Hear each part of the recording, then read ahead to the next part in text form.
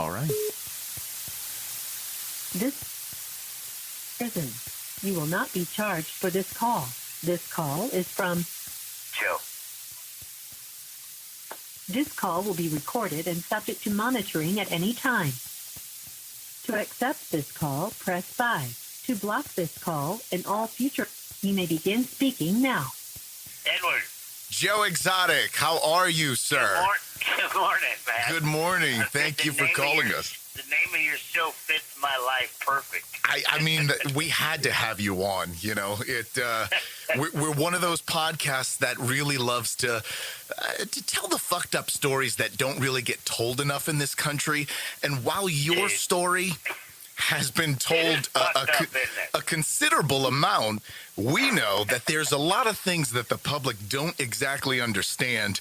And more than anything, we're a storytelling show, and you are a fantastic storyteller. And so while we don't have a tremendous amount of time with you today, we want to dive right in and ask you a few questions. Can you, Joe, tell us one of the more fucked up stories that you've heard or experienced since arriving in prison these past few years, just so people have a better understanding of what you're encountering on a daily basis? Okay, now are you talking about the stories in here or the stories out there? The stories in there. What your life is like now. You know, the first 2.5 years of my life sucked, actually. If I would have had the guts enough to kill myself, I would have done it. Because I spent the first 2.5 years in solitary confinement. Oh my gosh. Only because the government didn't want me talking. Sure. And that's why I keep saying I'm a political prisoner, because they arrested me. They held me with no bond. I mean, you could murder 5 people and get bond. Right. They held me with no bond, and they kept me in solitary confinement. So I had to use public defenders. Right. And I couldn't hire a lawyer. I couldn't work. I couldn't do anything to pay my own lawyers. So I had to use public defenders. Then, I went through you can see the pictures online. Then I went through the guards.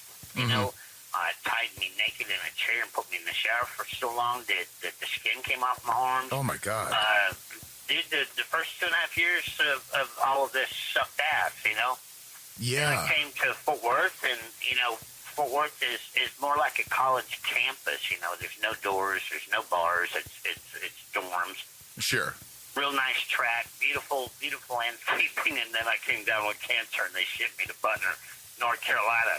To go through chemo and radiation for a year, and it sucked there because it was back in being put behind the door fighting for cancer with no TV, no radio, no nothing, Wow. And it kills your mind. What we do to people in America, prisons, Russia is. You never saw Brittany Griner or Paul Whelan or Trevor Reed in a jumpsuit or chained up like a monkey. They were always in their street clothes every time you saw them on TV. They only had handcuffs, in front. This call is from a federal prison. President Biden needs to wake the hell up and keep some of his reform promises. I would agree with you there. Yeah. How is the cancer going? Are you in remission, or are you still receiving treatment? I'm in remission for the prostate cancer, and I'm waiting for a biopsy of my bladder because they're worried that it moved in my bladder. Wow. Well, thank God for the prostate thus far, and good luck. We'll be praying for you. In terms of your story overall, I mean, it's an expansive one, covering 2 seasons of a TV show at this point, but is there something that you personally feel like the public doesn't get about you or needs to understand better? Well, first of all, when I started, everything that was done with me filming was filmed by my own TV crew. Right. Because I was filming for a reality show. Right. Okay. I did not film for Tiger King. Right. Okay. And Eric Good, the producer of Tiger King, paid everybody. Okay, for a documentary, you're not supposed to pay anybody. Okay? Sure. It's supposed to be the truth, all right? And Eric Good paid everybody. And we even have, my attorney, John Phillips, has the evidence now with recorded phone calls that the producers of Netflix paid the witnesses in the witness room. Wow. At my trial to keep the agenda going. so they could make this damn movie and get rich off of destroying my life. Wow. Okay, so I need people to understand that everything that everybody talked about me in that show was paid to talk shit about me. Mm-hmm. Everybody, I don't know, I haven't seen the show yet, guys, so I don't know, why did they paint me to be this big meth head? Okay, first of all, sure, I'm the only one 60 years old with my teeth still in my head. That is true. No one else on that show had teeth, okay? Right. If that tells you who was the meth head and who wasn't, Right, right. And you don't walk in a cage with 20 tigers every day on drugs. You just don't. Sure, absolutely. They smell them through your skin. They know that you're offbeat. And I would have been killed a long time ago. But did I party? Yeah, I partied every once in a while, just like 75% of the world does. Yeah. Okay, but a meth head, I wasn't a meth head. Now I've got James and Jeff out there spreading lies because, why did they first, they helped set me up to take my zoo. Then Carol and the USDA and PETA turned on them, and then they took Jeff's zoo away, Mm-hmm. Then they got Doc Anfield. Then they got Tim Stark, and I told them years ago this was all coming, Carol Right. had this 20-year plan written down, and nobody believed me. I was just a crackhead. Okay? Right. So now that they've all lost everything, they turn their cell phones over to my attorney and their hard drives because this is how crooked they are. They were videotaping and recording the federal agents the entire time. Wow. So now we have 416 phone recordings and videos of the actual FBI agents and the federal Fish and Wildlife agent, Matt Bryant, telling them how to lie to the grand jury and to the jury to convict me. Mm-hmm. And the only reason that they even brought up the 5 tigers that I put to sleep, and they admit this on the telephone, that they needed to parade those dead tigers' heads around in front of the jury in order to tug on their heartstrings and convict me. Right. That seemed pretty obvious, yeah. Why was all this done? This call is from a federal prison.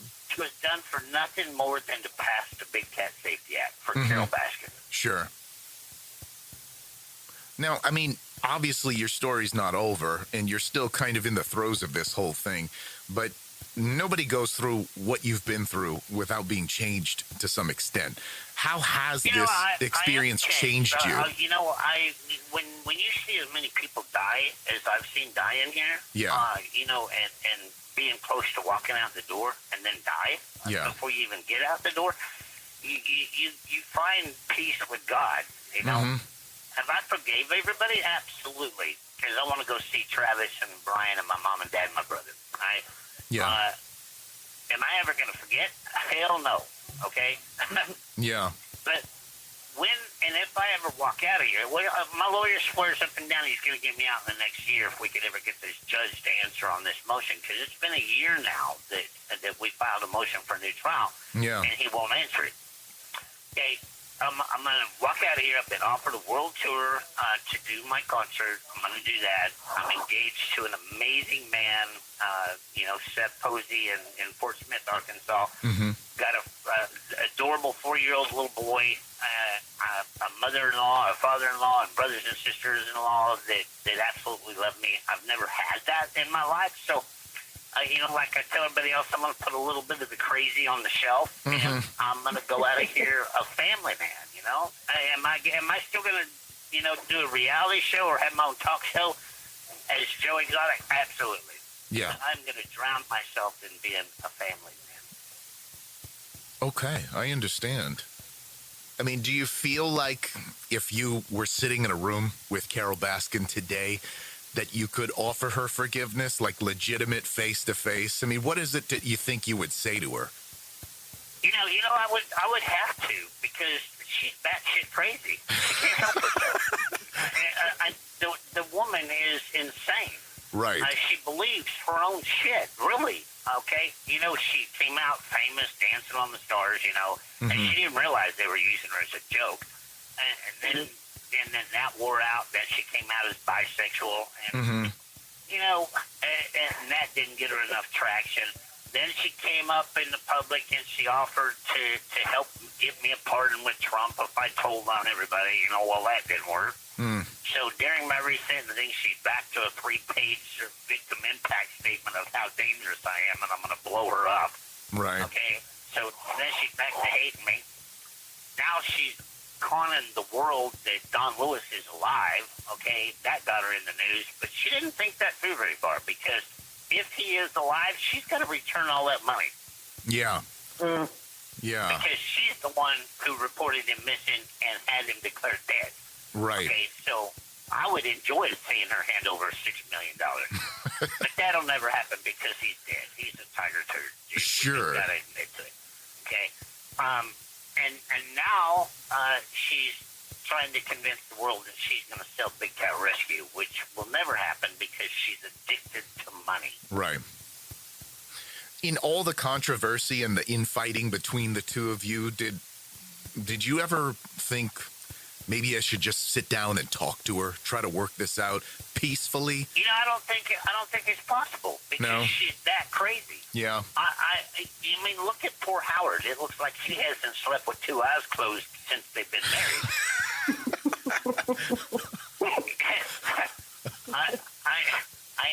Seriously, I would love to sit face to face with her. I would love to put us both on a lie detector test and Sure. her ask me 10 questions and me ask her 10. She could ask me 10 questions, but I don't think the woman would ever sit in a room and talk seriously because she's crazy. Right. I understand. Kim, do you have any questions for Joe? Hey, Joe. Kim, the other person on the call today. My big thing is really just wanting to know, since your story's not over yet, in a perfect world, how would you like to see this story end? If you're the narrator. In a perfect world, in I have the title of, Tiger King Returns. I'm going to make my own movie to return back to the world. In a perfect world, President Biden would step up and look at the evidence, or have the Attorney General look at the evidence and let me go home. Sure. Right? And that would be in a perfect world. And then I'm going to lobby against Congress for real prison and justice reform, because the Bureau of Prisons and the Department of Justice is the most corrupt 2 organizations we have in this country. Mm-hmm. I couldn't agree more. Hey, you have no idea from seeing it from the inside. Let me tell you, what the taxpayers are paying and people are living. We live 2 people in a room, okay, that is required by the government to be 70 square feet. Yeah. Okay, you know how little that is?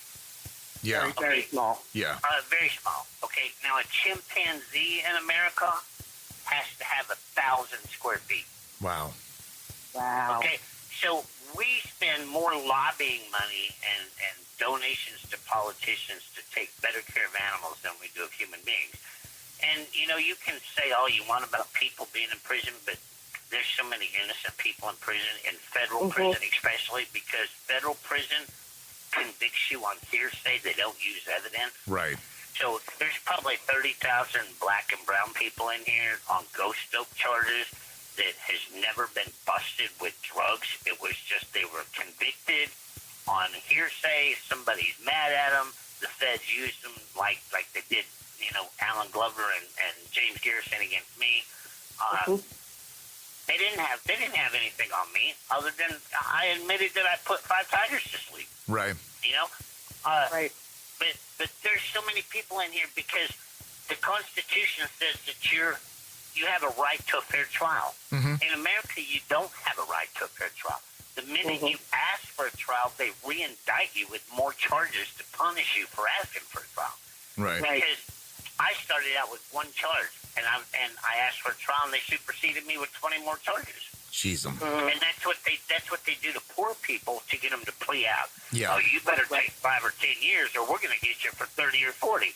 And, a black person that doesn't have any money that grows up, on the south side of the tracks, fucking 10 years is of their life is nothing compared to 40 because they know they're going to get 40 years. Right. Yeah. Right. Yeah. So, Now, Joe, is there any advice you have for the people who listen to our show? How can they support not only you, but like especially this goal you have to, Look, how do people better support prison reform? This thing's gonna hang up on us in about 20 seconds. So Okay. first of all, I want to say thank you for giving me a voice. Okay. Second of all, people that are listening to this or will listen to this when the link comes out, get on joeexotic2024.com. Stand up, be a voice, not just for me, for you and for your kids and your. And